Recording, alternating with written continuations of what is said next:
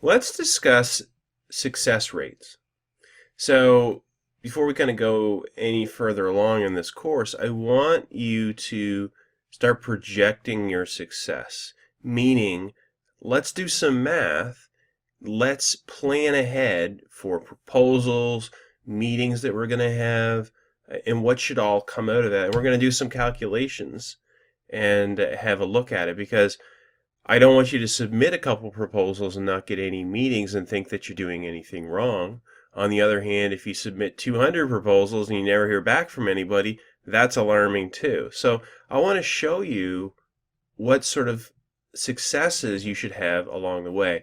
And so I did up a chart, and let me just give a disclaimer that I should give right now. Depending on your market, depending on your capabilities, your results may vary, I think is the term I'm supposed to use when it comes to talking about earnings potential. But I want to say that if you're not falling fairly closely in line with the table that I'm about to show, then I think you need to review what you're doing and have a look at it. Like I say, some markets there might be a lot, the competition might be more fierce, and so you're really going to have to buckle down even harder on getting your proposals in quicker, trying to stand out even more. Other markets may be more of niche markets, but there may not be as many opportunities and as many jobs being posted. So, but when they come out, you have a really good chance at getting conversations going. So keep all of that in mind. But with that said, I still want to give you an idea of how you can go ahead and project your success. And so here's a table as I reviewed my own history and doing things very much the right way in approaching freelancing. Here's what I think is a reasonable proposal to response levels to meetings to close deals. I think this is a very reasonable number. So if you submit 40 proposals that you know you're eligible for, and you can get 12 responses back, and I might even be being a little conservative there, because if you follow all of the principles that I've shared, you might be able to get a higher number than that. But let's be safe and say you're getting 12 responses back. Basically, the client is saying, when can we meet? When can we connect? They might just ask you a follow-up question, like, what do you think about this? And then most of those, or over half of those, should result in at least having a meeting with them. So over the phone or Skype, webcam meeting. And then if you're getting to that stage, I do believe you should be closing a good number of them, so 3 closed deals. So to give you an idea on how much time should this all take me, well, it's going to take you longer when you first get started. But even if you say it's going to take me 1 hour for every single proposal, and again, you'll get faster and faster at that. But as I told you, this course is not about quickly posting proposals. I want you to submit good proposals. So let's say an hour for each. Some might take you 2, some might take you 30 minutes. But let's say an hour. So there's 40 hours. That's a full week's worth of work. And then you get 12 responses. Well, those don't take too long. Those are probably only going to take you 10 minutes because they're just emails going back and forth. So let's say that's let's call that another 2 hours. So now we're up to 42 hours worth of work.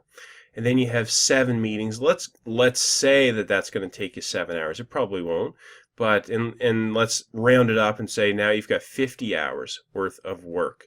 Because you may, like I said, you're going to have a couple meetings in some case, but so in my experience, those last like 30 minutes.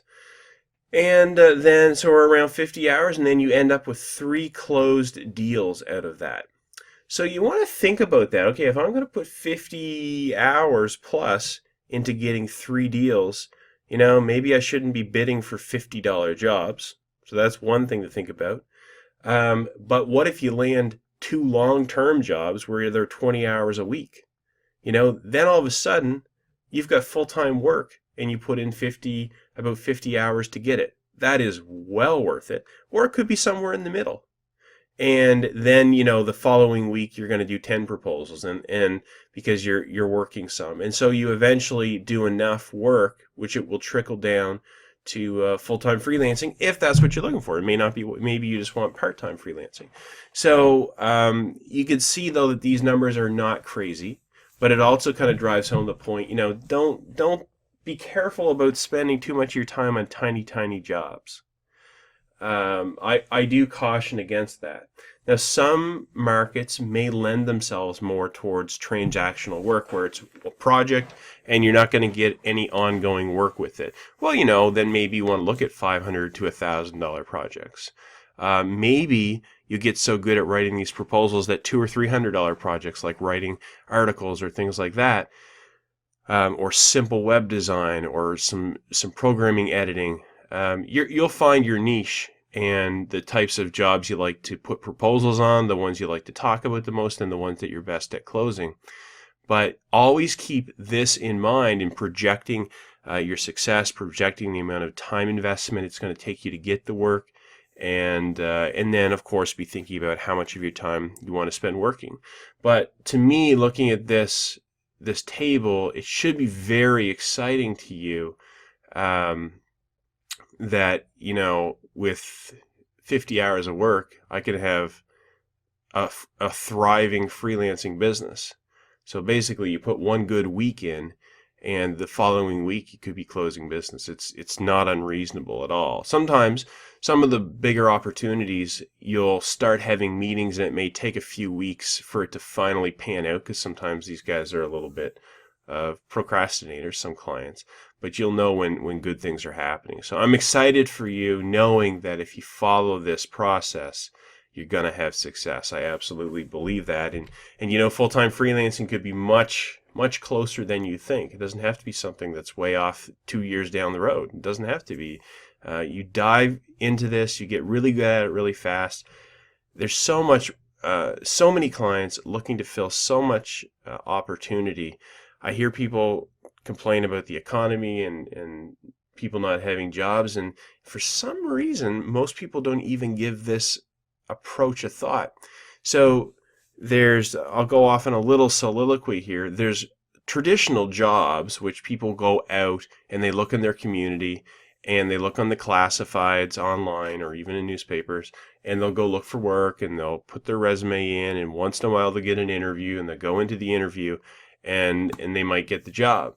And that, I do expect that's a very long process, which can take months.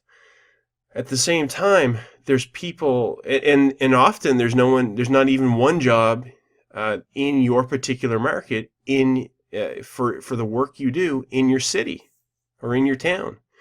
But there's almost always somebody hiring in these freelancing opportunities for the type of work that you're looking to do. And it's a bit different, but it's not like opening a restaurant. It doesn't have that risk at all. All you're risking is a little bit of your time, which you're going to do anyway if you're looking for work.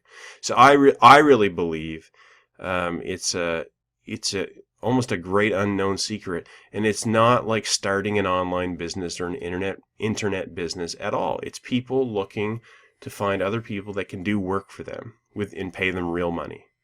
At this point, I will caution you. I'm starting to go off the rails here.